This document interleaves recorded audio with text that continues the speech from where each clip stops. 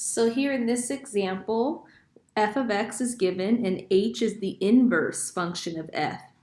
Notice that f of -2 equals -14.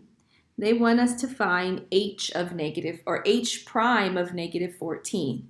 So once again, I want to remind you how you can derive this if you can't memorize this formula. H of x is defined to be f inverse of x.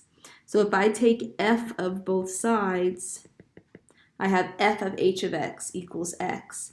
F prime of h of x times h prime of x equals 1. So now to isolate h prime of x, it's 1 over f prime of h of x. So that was quickly derived without having to memorize that formula.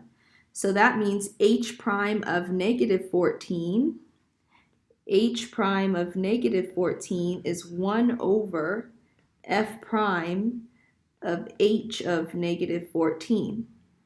Well, what is h of -14? Remember, h of -14 is f inverse of -14. Well, -14 was given to us by -2. So this is actually equal to 1 over f prime of -2. Well, what is f prime of -2?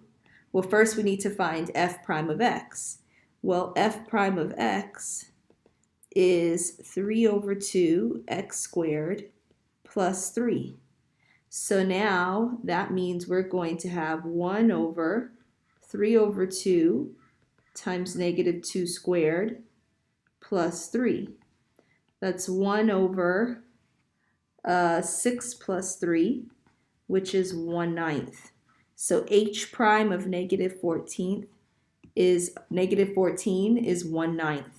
So we see we can derive the formula and then go from there.